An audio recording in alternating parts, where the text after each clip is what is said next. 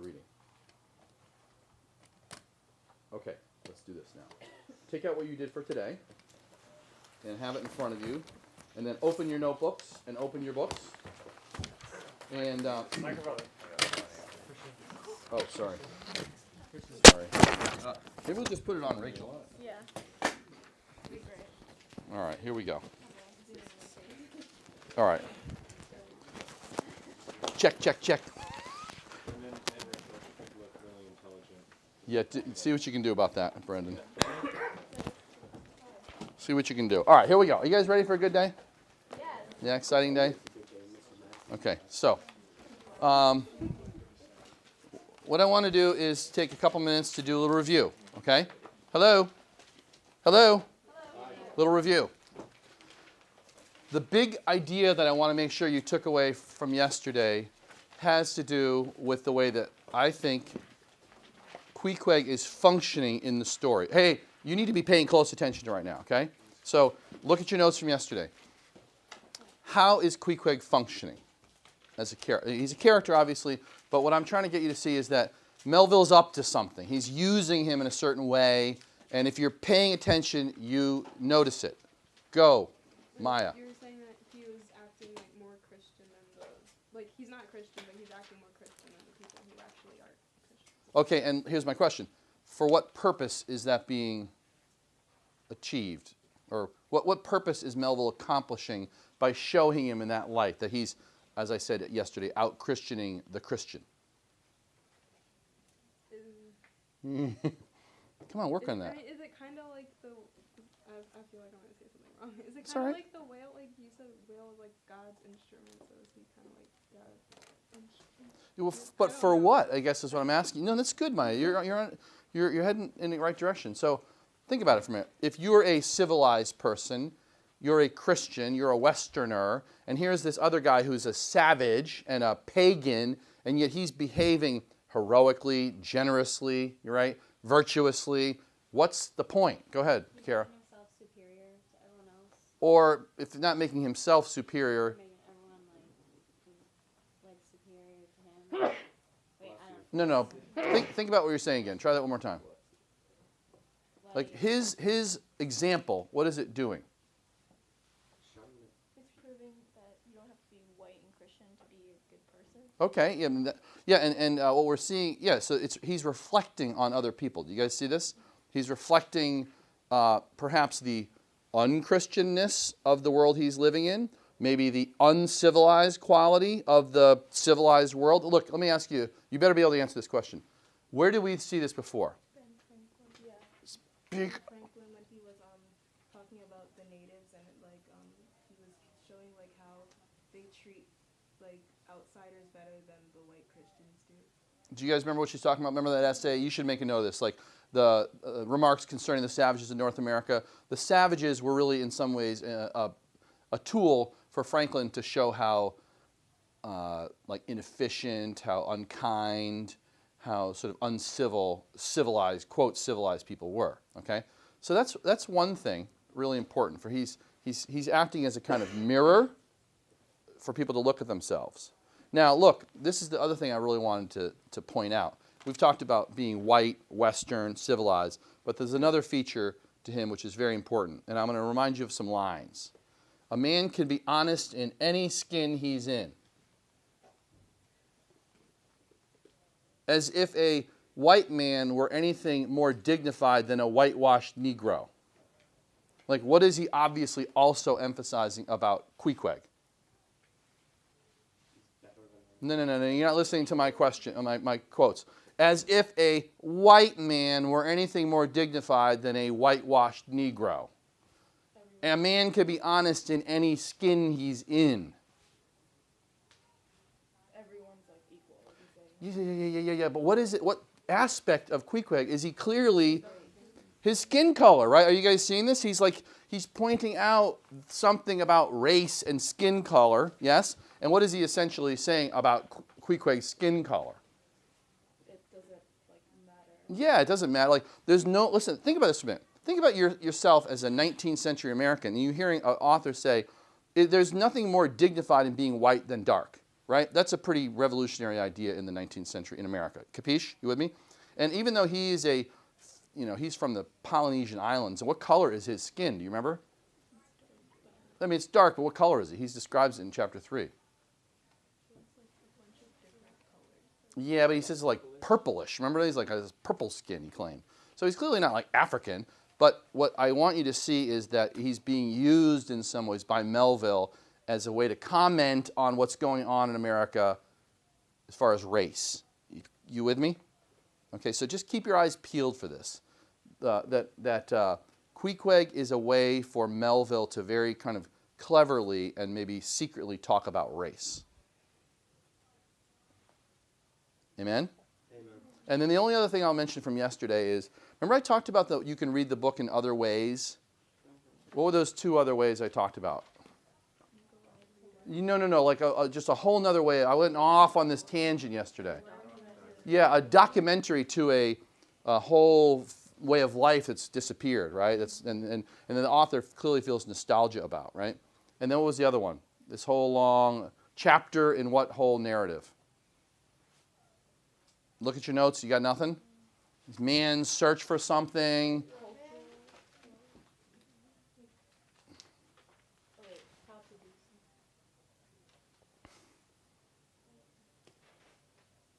Miles.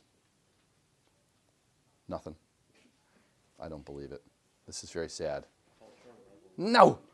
Look, I talked about, like, we used to use wood, and then we maybe would use peat, and then we would use coal, and then we would use kerosene, right? Yeah, this whole idea of a search for fuel. You guys remember this?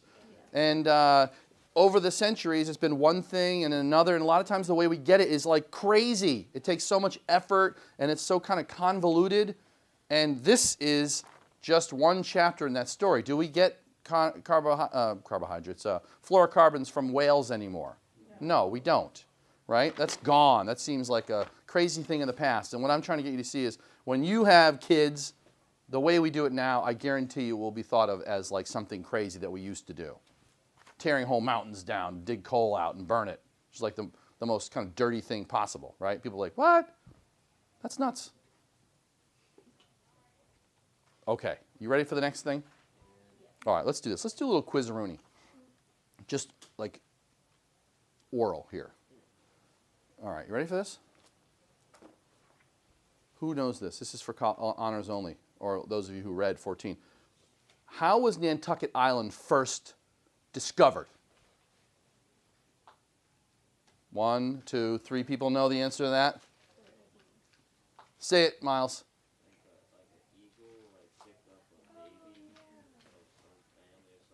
That's correct. Right. It was a Native American family, right, that rode out after an eagle. Very good. What do they have to import to Nantucket? Like wood, everything. Yeah. Wood, weeds. Remember that? Yeah. It's such a barren place that they have to import weeds. It was a joke. You guys got that? Okay. How about this? What 2 kinds of chowder can you get at Mistress Hussey's?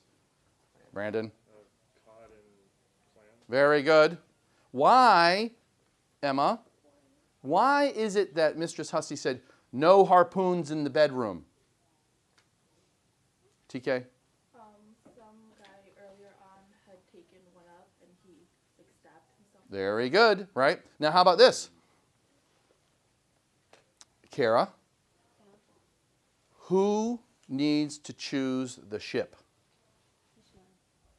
According to whom? Very good. Excelente. How many ships are there to choose from, Isaiah? 3. Very good. How old is the Pequod, Nick? Pretty old. Good answer. What's the answer? It's 50 years old. Half a century. Very good, Mikey. Excelente. What was Peleg sitting under when Ishmael first encounters him? TP of whalebone. Teepee of whale. No. We went over this yesterday. Yeah, what's that called? Yeah, remember what it's called? It starts with a B. It's actually en français. That's how you say whale. baleen, right? Remember those big filter-like teeth they have? He's under a teepee of them. Very good. What is a lay? What is a lay? You all need to know the answer to this. Maya, the definition for us. What's a lay? It's like the amount you get paid after your journey. Okay, fair enough. It's a portion, right? It has to do with your payment. What lay did Bildad offer Ishmael? Camden? What lay, Camden? What lay, Christian? 777. Very good. Do you think he was being serious? No. 'Cause it's like Yeah, I don't think so. It's a biblical joke. Yeah, it's a biblical joke. Because at one point, did you guys get that joke? It's not a very funny joke, but It was Matthew, I don't remember what passage it was. Yeah. But it was something from- I mean, it's not that important. But if you don't get it, you don't get it. But I will say this. Here's the station break. A little advertisement. I want to encourage you guys. If you're anywhere near your computer when you read, you should check out this website. It's called Power Moby Dick. It's an exercise routine. I use it all. No, it's Power Moby Dick is the following. You should definitely all check this out. It's a website that's just basically a hyperlinked text. So any word that you don't know, or any word that's an allusion to something, or anything that's maybe a nautical term that you might not know, it has right there a link, and it will show you what it means over here, right? So this book has a few little notes in the back, but that site, Power Moby Dick, is really good. You should check it out, okay? All right, good. Let's do this. We didn't all read chapter 14, but I want to read one little section of chapter 14 because it has to do with a big idea in the novel that I really want you guys to start noticing as we go along here. And it's this. You ready for this, Jay Shin? Yeah. All right. One of the big ideas in the novel that's going to get repeated over and over again, you'll see, is the nobility and the grandness that's associated with whaling, right?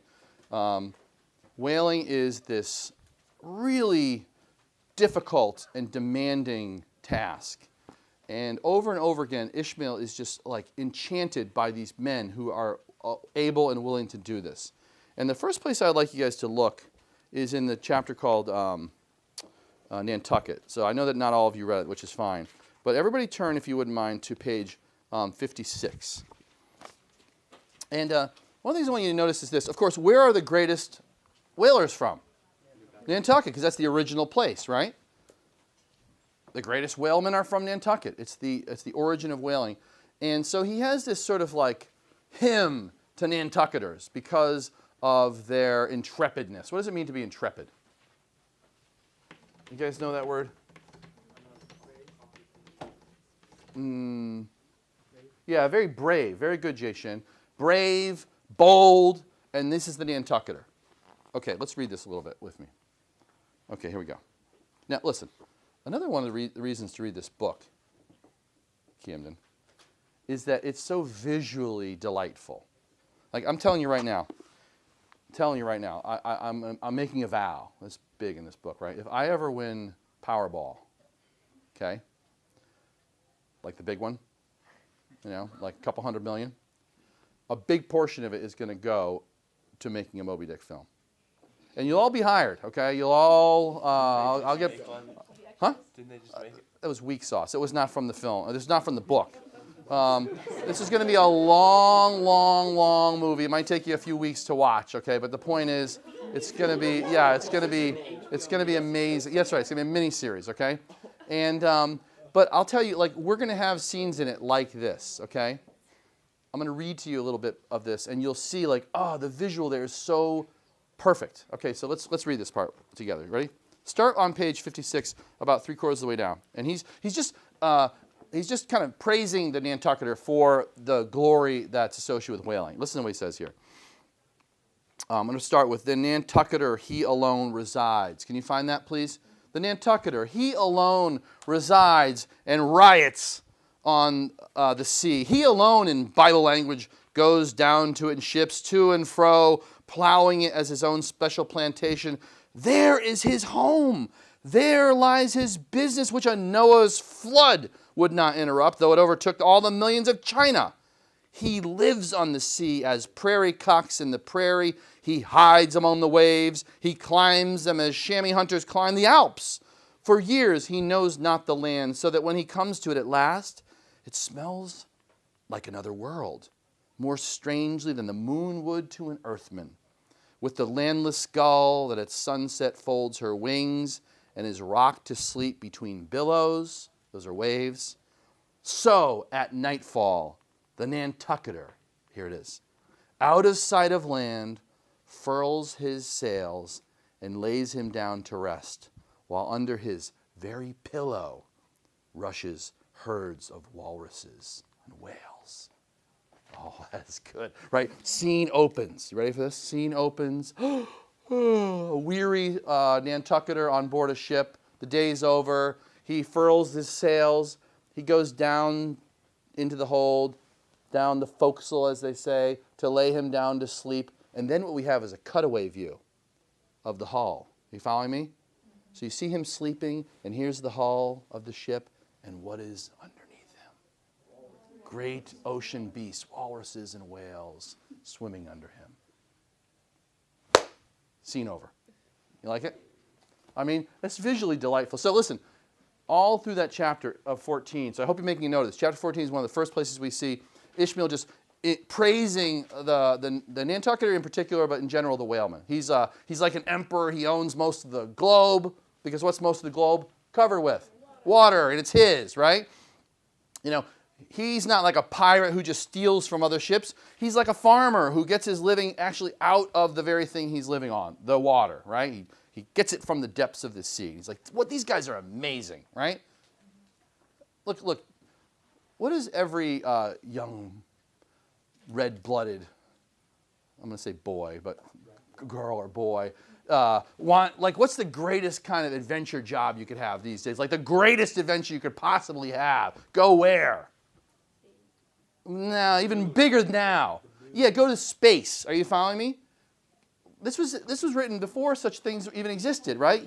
You can actually go to outer space, can't you? You can. And notice this. Ishmael compares, doesn't he? He compares the whaleman to like an astronaut. He says like they are in an element that is so foreign from him, it would be like some earthman going to the moon. Remember this?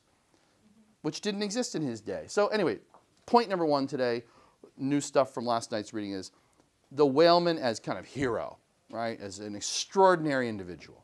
Uno. All right, let's do this. Let's now look at chapter 16. This is a super important chapter. It's just called the ship, right? I'm going to tell you. This is what I would call it. Very good. Now look, let me ask you something. As Ishmael leaves the Pequod, right, and goes back to his room where Queequeg is, how's he feeling? Think for a minute. How is Ishmael feeling as he leaves the Pequod? He's just sealed the deal. He's going to be ship with this crew. How is he feeling as he's going back to the tripods? Quite possibly a little anxious. He's feeling anxious. Why? Primarily, what's the main thing that happened on that ship that's making him feel a little anxious, like something might be looming? He didn't meet the captain. Okay, it has to do with Ahab, right? Has Ahab appeared yet? No, but look, I don't know about you, but this is not, I heard all kinds of stuff about this guy, which would make me feel very anxious about the 3 years in front of me. Like, he sounds very mysterious, very strange. I'm actually feeling a little troubled. I'm thinking to myself, like, what have I gotten myself into? Yes? Okay, let's talk about Ahab for a minute. We haven't met him, but we've heard about him from someone who knows him well, right? Both Bildad and Peleg have shipped with him before. They know him very well. What do we learn about him? Let's just, some facts or maybe some observations from them. Go, Isaiah. Okay. He has you'll find out later, he has a peg leg. And it's from a sperm whale, right? A sperm whale took off his leg on a recent voyage. It's not that long this has happened. What else, Christian? He Oh, well, finish the line. It's ungodly but godly. Yes. What a bizarre thing to say about someone, right? He says he's an ungodly, godlike man. You should write that down, what Christian just said. He's an ungodly, godlike man. I mean, that is very strange and maybe troubling. Yeah, what else, Emma? He's married and has a kid. Ah, he is fairly newly married, right? And he has a young son. Remember that?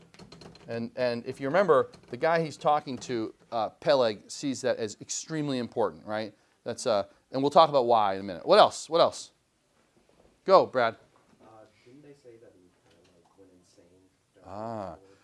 During the last voyage, when he lost his leg, he went into kind of a raving mania. But if you remember, Peleg said, "But that's going to pass. It's going to be that's no problem now." But let's so last voyage. There's this kind of mania. Okay, what else?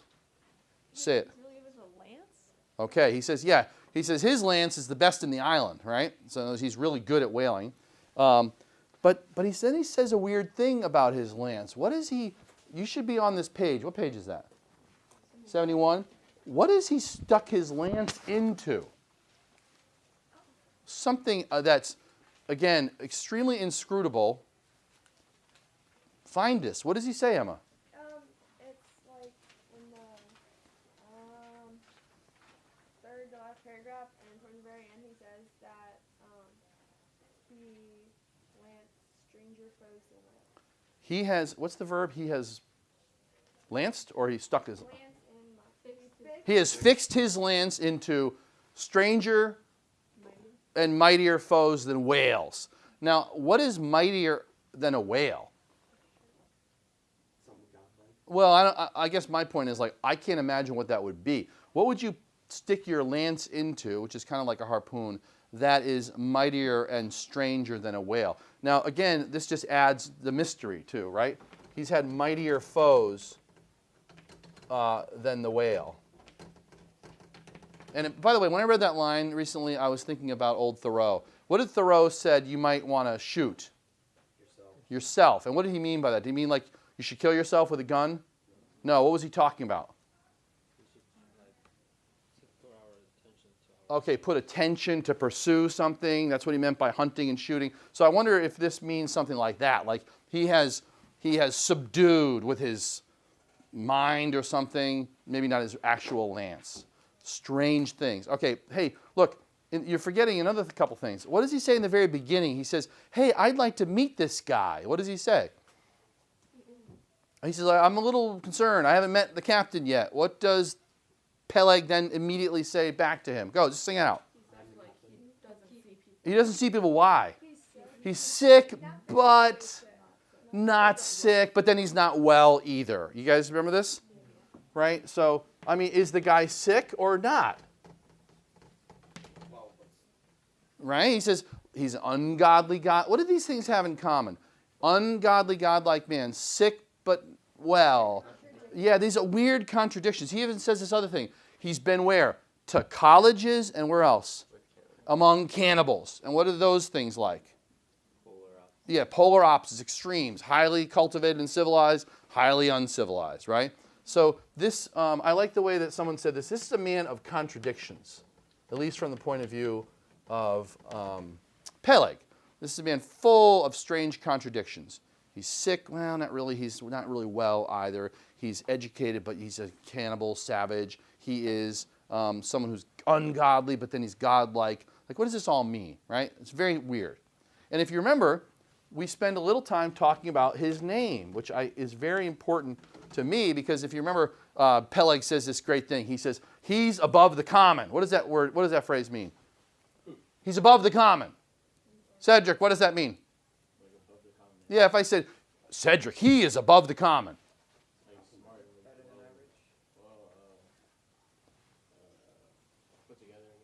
Okay, smart, well put together. Come on, help him out more.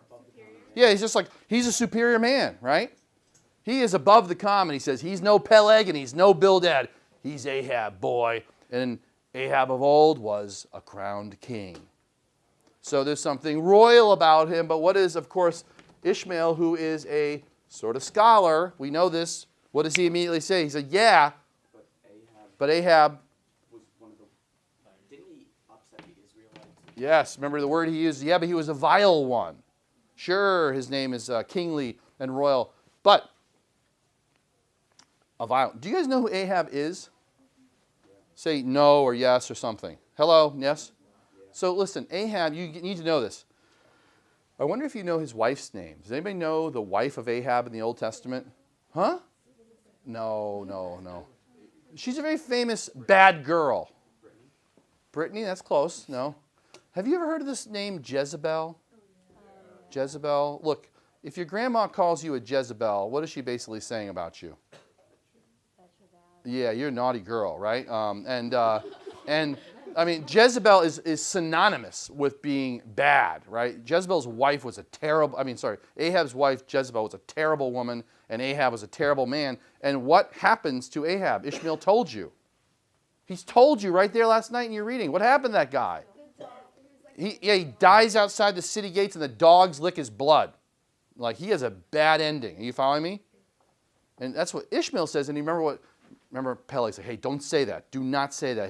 His name doesn't mean anything, right? Like, it was just a whim of his mother's. You guys remember this? Right? And you know, like Ishmael, who is somebody who's like tuned into names. We've already seen this. I mean, this isn't lost on him, right? So, on the one hand, we have all these kind of wild, crazy contradictions and strange sort of foreboding descriptions of this guy, which includes his name. And if you remember, if you're an eagle-eyed reader, you'll remember there was this weird Indian squaw he mentioned named Tostig. Did anybody bother noting that? Tostig. Look at your book. What did that old squaw Tostig say about his name? It would somehow prove prophetic. Now, listen, if your name is,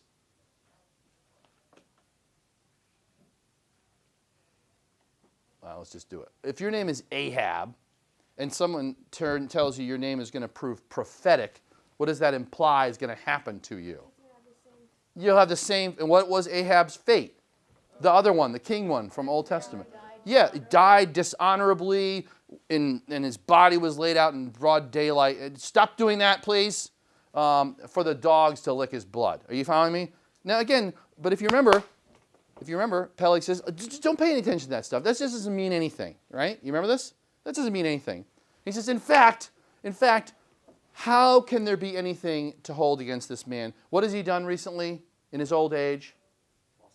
No. He says he argues for his humanity.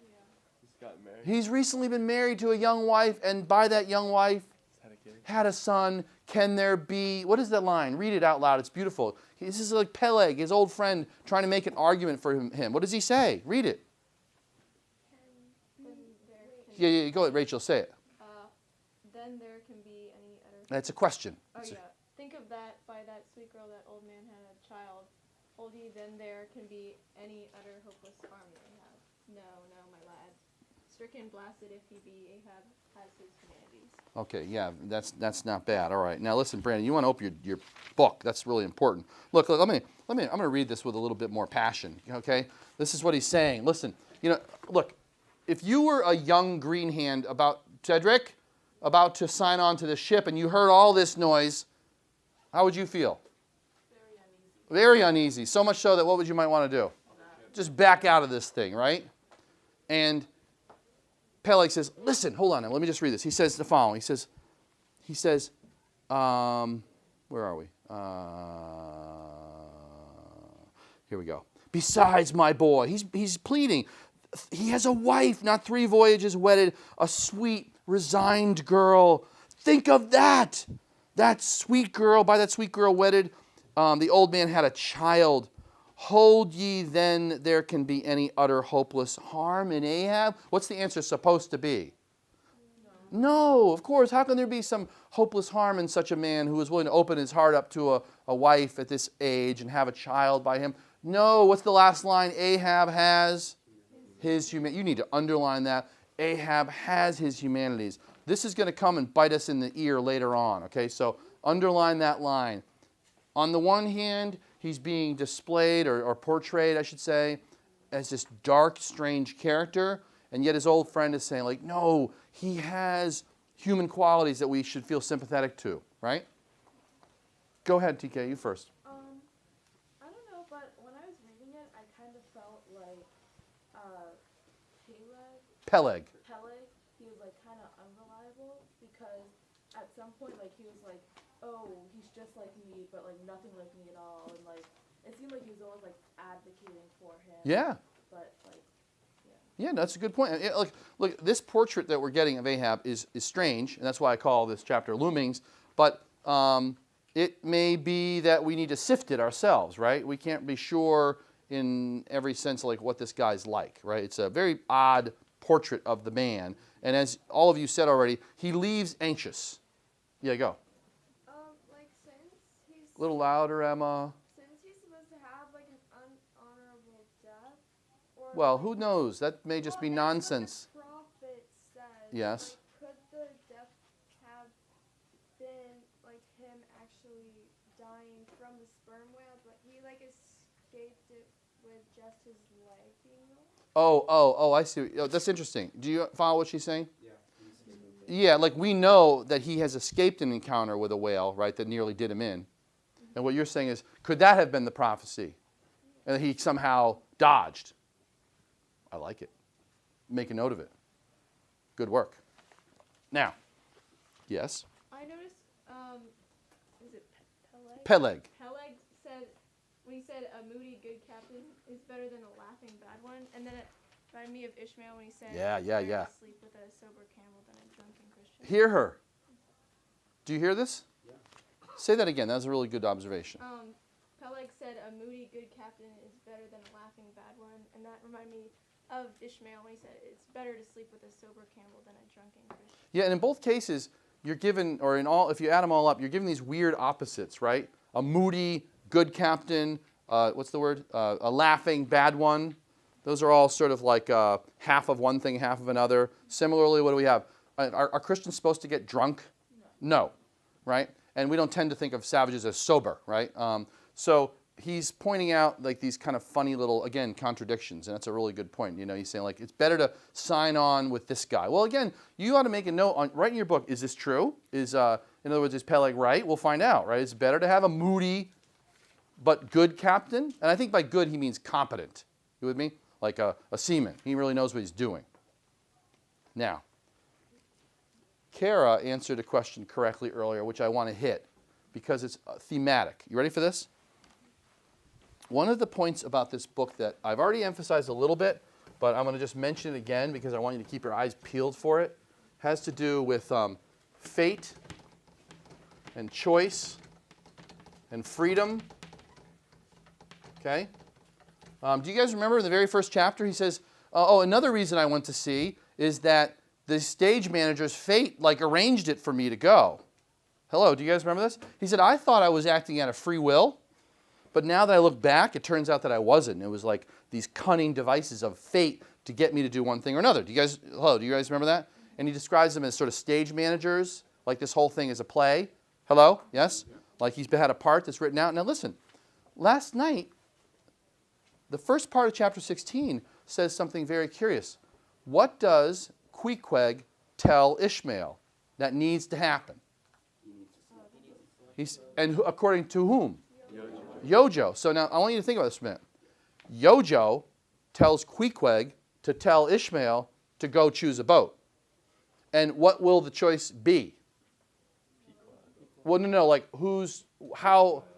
No. It'll be Yojo's choice. Are you guys seeing this? Like he says, Yojo, the little god, right, says, if you tell him to go choose, then my choice will be made. So Ishmael will choose whatever. He knows what Ishmael's going to choose. And it's going to be the choice he wants him to have. You guys following this?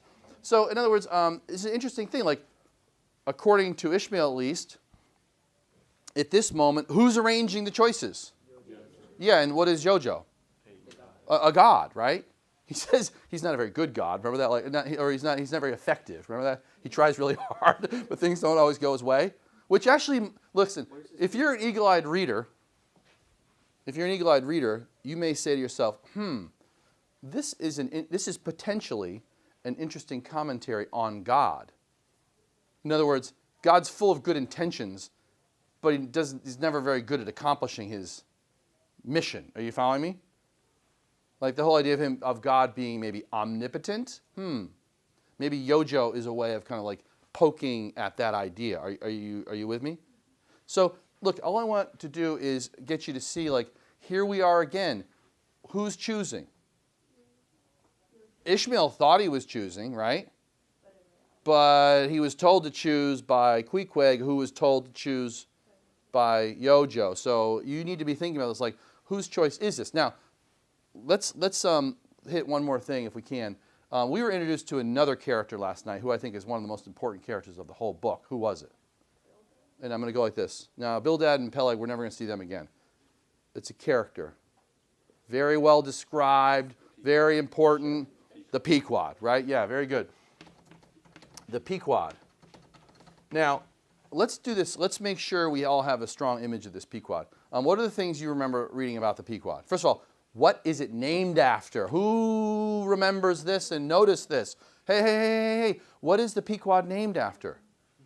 Only one person knows? Two? I'm asking you all. Are you reading carefully? It doesn't look like it. What was the Pequod named after? It was named after an extinct native tribe. Exactly. The Pequods were an Indian tribe, and they are gone. Remember this. A very warlike tribe. They're gone. Uno. What else did you learn about it? It's like an old school. It's old school. It's old-fashioned, right? It's a rare old craft. Did you guys understand this? He said it had a claw-footed look about it. Yeah. When you think of claw-footed, what do you think of? Hey. What? Yeah, an old have you ever seen old bathtubs that have like claw feet to them or no? Yeah. You know, that's like an old-fashioned tub. Some old-fashioned furniture also has like claw-footedness to it. Now, clearly, a ship doesn't have any feet on it, but it's got that quality of being antique. What else? What are the other details you remember? Yes, but how? With like party favors? Sea ivory. Sea ivory. What is sea ivory? Do you know? Is it whales that swim? I mean, elephants that swim? What is sea ivory? Whale bones. Whale bones and whale teeth. Now look, a sperm whale tooth is about that long. 14, 16 inches long. And if you remember, listen carefully. This is an image you have in that. The bulwarks are like a railing around the ship, and normally they would be paneled. You guys have decks at your houses? You ever been to a deck? It's got little pickets. Yeah. You with me? The pickets in this case, what are they? They're whale teeth. What is the whole thing? What's the adjective he sees? What kind of craft is it? It's starts with a C. It's a cannibalish craft. Now, does that sound familiar? We're getting cannibals in our lives these days? Yes, we do, right? Cedric, yes, we do. Oh, no, I don't. Maybe you do. But look, we got Pequod, who is a bona fide cannibal, right? And we've got this ship that looks like a cannibal because it's, I love this verb he uses, tricked out, right? And all these campaign trophies, right? What is the tiller made out of? Do you guys know what a tiller is or not? Okay, so, yeah, most ships back then would have had a steering wheel, but a more old-fashioned version is, it's like a kind of lever that controls the rudder that allows you to steer the thing, right? And it has a big, long tiller, and what is the tiller made of? The jawbone of a whale.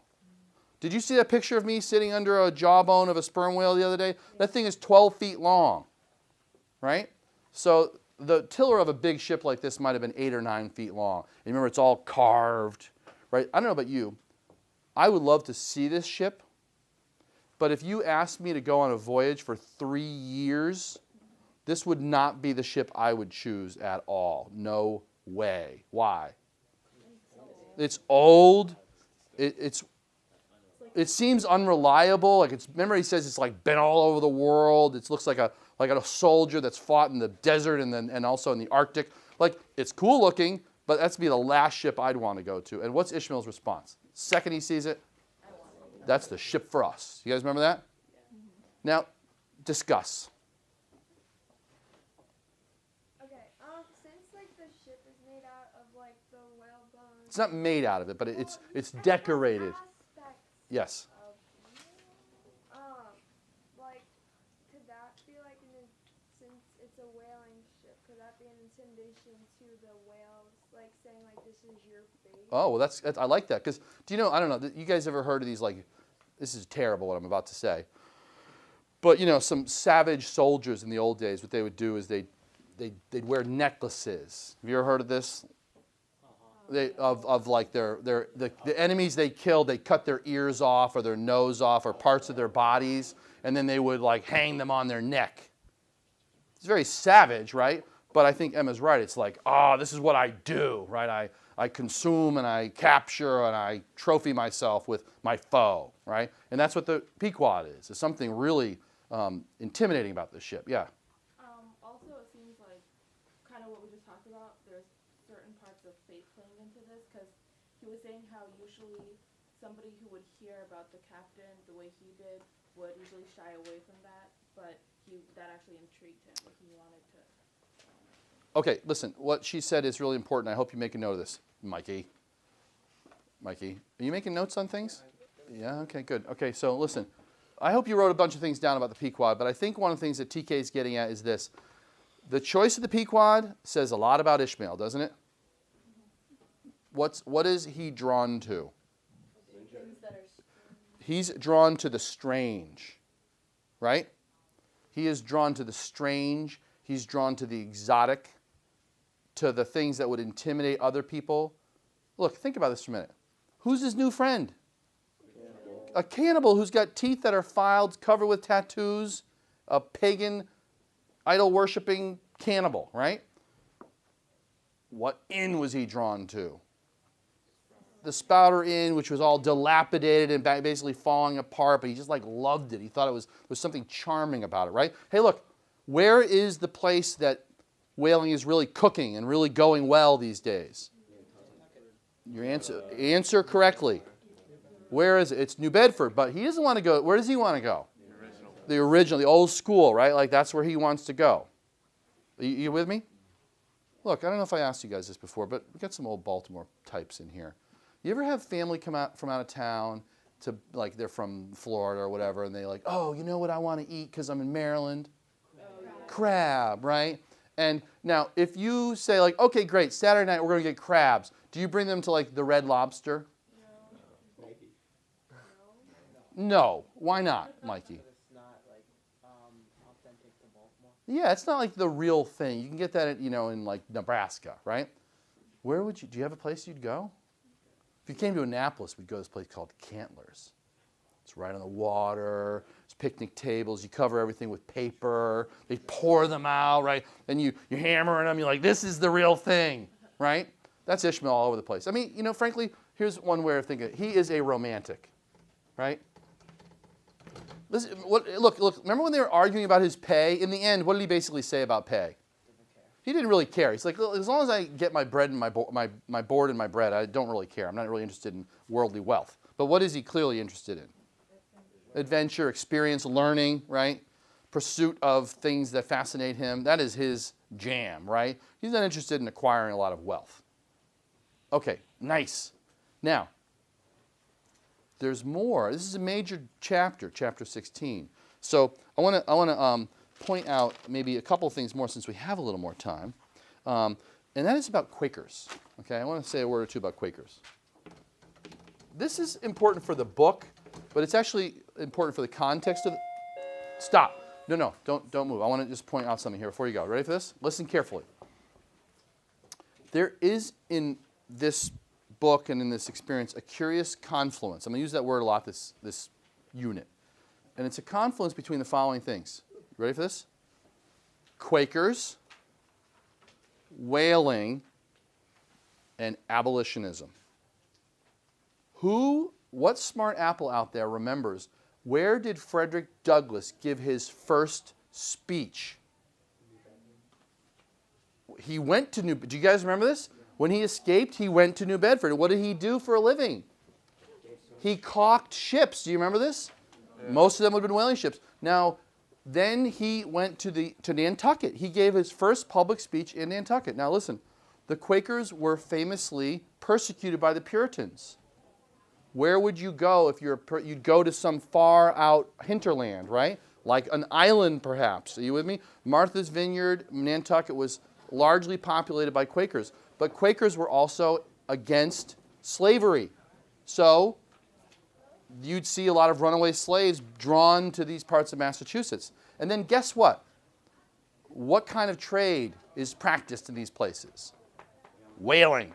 And guess what kind of world whaling is? It's a meritocracy. Do you know what I mean by that? Who gets the power in a meritocracy? The people who are skilled. And watch Queequeg throw a harpoon tonight. All right, break. Do you want our adjournment? Oh, yeah,